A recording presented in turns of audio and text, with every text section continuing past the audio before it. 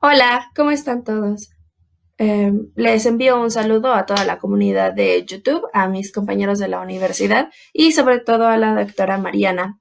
Mi nombre es Abril Daniel Hernández Pérez, curso el séptimo semestre de la licenciatura en química y este video lo hago para explicar la fotosíntesis, es para mi materia de compuestos bioorgánicos. Vamos a comenzar.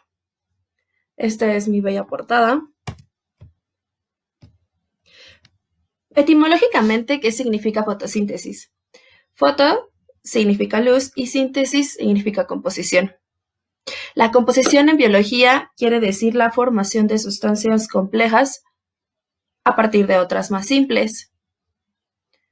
Esta es la idea principal del significado de la fotosíntesis. A continuación, tenemos un esquema en donde nos damos cuenta que hay compuestos que están ingresando y algunos que van produciéndose.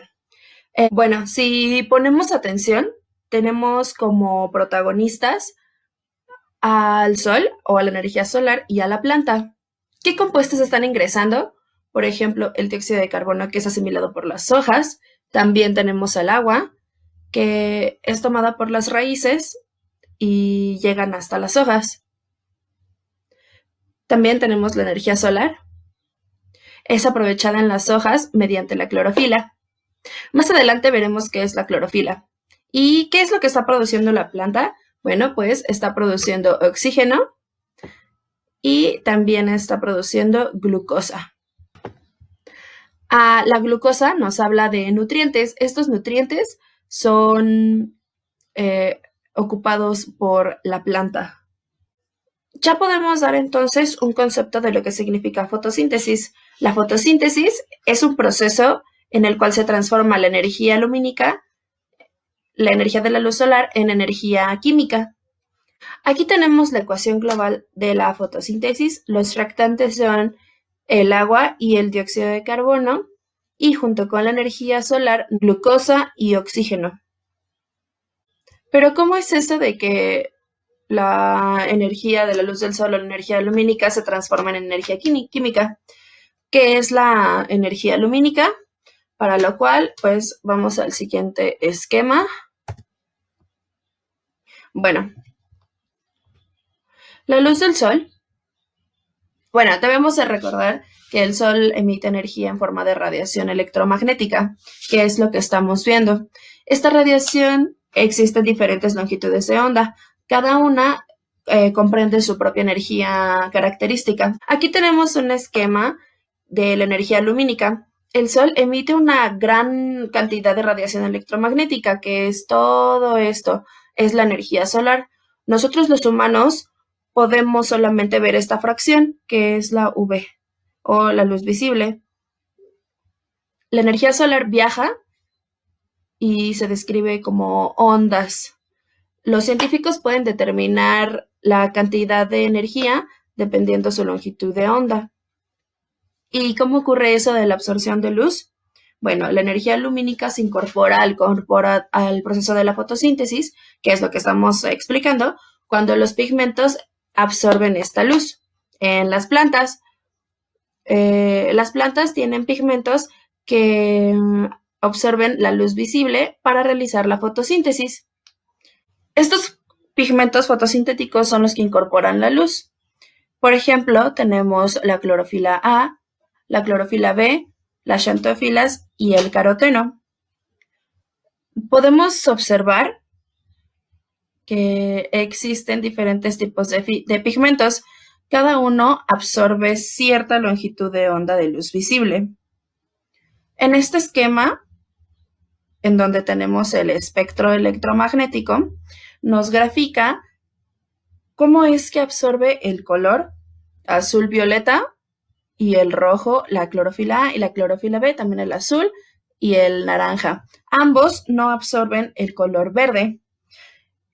Esto nos explica el por qué la clorofila es de color verde, ya que al poder absorber los demás colores solamente refleja el color que no puede absorber. Es por eso que la clorofila es verde.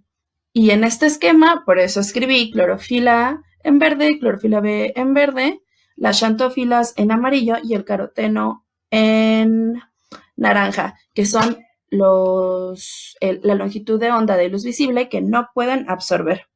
De todos estos pigmentos, el más importante es la clorofila A, ya que la clorofila A está contenida en todos los organismos que hacen fotosíntesis, ya sean las plantas u los organismos fotosintéticos. Ahora, la siguiente pregunta es, ¿en dónde encontramos la clorofila? Bueno, pues la clorofila se encuentra en las plantas, pero más específicamente, la clorofila se encuentra en estas estructuras. Si nosotros analizamos las hojas a detalle, las hojas están constituidas por células vegetales y dentro de las células vegetales nosotros encontramos un organelo que es llamado cloroplasto. Dentro de los cloroplastos es en donde se lleva a cabo la fotosíntesis. Los cloroplastos son organelos celulares que presentan forma de óvalo, tienen una membrana interna y una membrana externa. Contiene en su interior iones y enzimas a las que se les denomina estroma. En este espacio se realiza la fase oscura de la fotosíntesis. También la fotosíntesis tiene otra fase que es la fase luminosa, la cual se lleva a cabo en esta especie de discos de póker que se llaman tilacoides. Bueno, lo importante que tenemos que recordar es de que la fase luminosa de la fotosíntesis se realiza en los tilacoides, que son estos discos, y la parte oscura en el estroma, que es esta parte. Estos dos están contenidos en este organelo celular, que son los cloroplastos, y los cloroplastos están contenidos en la célula vegetal para que nos vayamos familiarizando. El proceso de la fotosíntesis se realiza en dos etapas o dos fases. La fase luminosa, que se realiza en el tilacoide, que es en donde se contienen todos los pigmentos fotosintéticos como la clorofila A, y la fase oscura, que se realiza en el estroma del cloroplasto. Que sea la fase oscura no significa que ocurra en la noche, más bien que es independiente de la luz, cuando la fase luminosa sí es dependiente de la luz.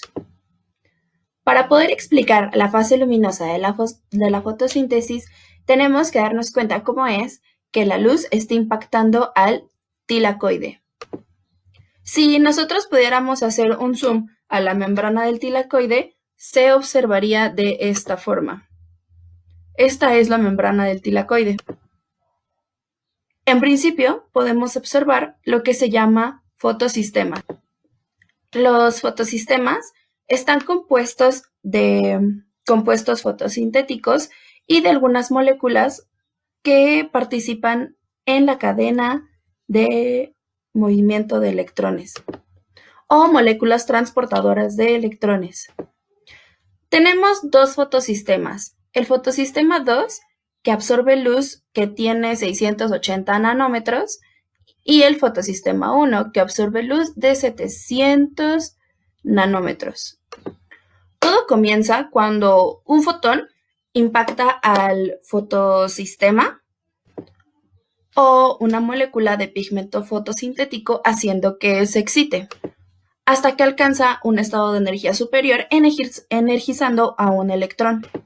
Este electrón es proveniente de la clorofila y en ese momento ocurre la fotólisis del agua. Esto quiere decir que una enzima rompe la molécula del agua en dos electrones, dos iones de hidrógeno y un átomo de oxígeno, de tal manera que cada uno de ellos va a recuperar su electrón perdido. Este electrón energizado o con alta energía es transportado a través de la cadena de transporte de electrones de esta manera. Viaja hasta llegar al fotosistema 1, pero antes, la caída de electrones aporta la suficiente energía para la formación del ATP, que es esta línea que observamos hacia acá. Esta energía hace que un par de protones entre a la membrana y se pueda producir la síntesis de ATP. Este ATP es el primer producto importante de fotosistema 2. A continuación ocurre algo similar en el fotosistema 1. La energía lumínica excita a un electrón de la clorofila A, 700 nanómetros. Y ahora este electrón va a ser transportado, pero va a ser transportado por una enzima llamada ferredoxina. Y esto va a desembocar en la producción de NADPH. El NADPH y el ATP son los dos productos de la fase luminosa de la fotosíntesis. Estos dos productos son los precursores de la fase oscura de la fotosíntesis. Continuando con la fase oscura o ciclo de Calvin, se debe mencionar que este ocurre en 3 fases importantes. La primera etapa se le llama fijación del carbono. Esto es catalizado por una enzima que se llama rubisco o ribosa 1,5-bifosfato. El producto de esta reacción es un intermediario que es muy inestable. Este se rompe en 2 formando PGA, 3-fosforilicerato. La segunda fase es la reducción de PGA a PGAL. Esto por acción del NADPH. Llegamos al gliceraldehído 3-fosfato. Esta reacción va a requerir de energía, es decir, de ATP. Cuando llego a este punto, hay 2 caminos que este ciclo puede seguir. Uno es de que se pueda regenerar la ribosa bifosfato a partir de PGAL. La otra opción es que un cierto número de moléculas como PGAL, que es producto del ciclo de Calvin, siga una serie de reacciones que van a culminar en la síntesis de algunos nutrientes orgánicos como son la glucosa. Bueno, en resumidas cuentas, aquí está un esquema de la fase luminosa que produce ATP y NADPH para el ciclo de Calvin. Y el ciclo de Calvin comienza con CO2 para terminar en la azúcar. Y también es muy importante mencionar la importancia biológica de la fotosíntesis, por ejemplo, que produce el oxígeno molecular atmosférico.